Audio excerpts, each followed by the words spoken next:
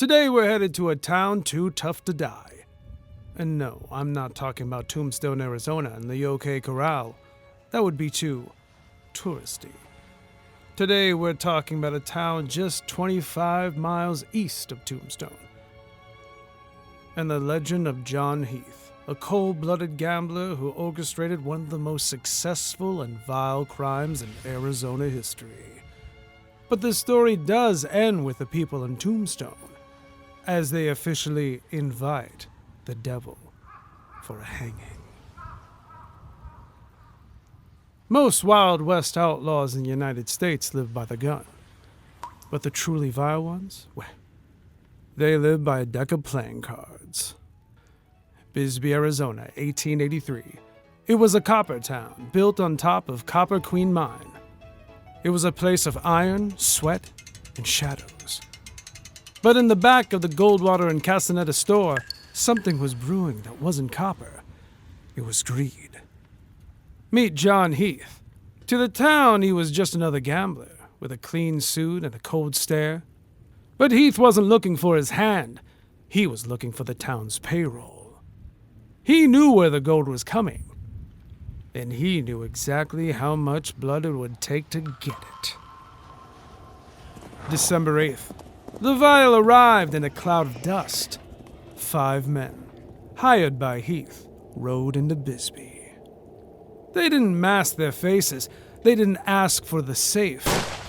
They just started shooting. A pregnant woman, a local lawman, a shopkeeper. No, it didn't matter. That day, the Bisbee Massacre left the streets slick with more than just Arizona dust. John Heath sat in a saloon just blocks away, calmly sipping whiskey while the screams echoed through the canyon. He was an architect, a gambler who bet on everyone else's death. But he forgot one thing. Tombstone was only 25 miles away. And Tombstone, as well as the people of Bisbee, didn't really like losing. The law finally caught up to the 5 gunmen. They were sentenced to hang. But John Heath, the man who dealt the hand, well, he played his final card. In the vile reality of the frontier, the mastermind was going to walk away, while his pawns dangled. The people of Bisbee and Tombstone listened to the verdict. They heard the law's mercy. But they decided that in the vile Wild West, mercy, well, it was a luxury they couldn't afford. February 22nd, 2 a.m. The Tombstone jail didn't stand a chance. A mob of 50 men, miners from Bisbee, didn't come for the gunman. They came for the gambler. They dragged John Heath out into the street. No masks, no shouting. Just a cold, mechanical efficiency of a town that's seen too much blood. They led John Heath to a telegraph pole on Toughnut Street. Heath asked for one last thing, to not be mutilated. He adjusted his own blindfold. John Heath was a gambler to the very end. And right there, John Heath placed his final bet, that death would be quick. The next morning, the coroner arrived. His official report was one of the most vile documents in Arizona history.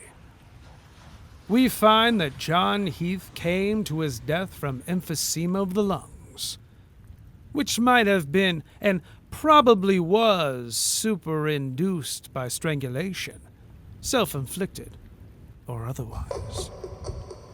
In Bisbee and Tombstone, even the law has a sense of dark humor. John Heath had bet against the towns, but the towns made sure he paid his debts in full. I'm Jerome, and this has been the Vile Wild West. Subscribe and stay in the shadows. And if you ever walk down Toughnut Street at night, look up. The telegraph poles are gone, but the shadows of the gambler's noose, well, it's still there. Happy trails.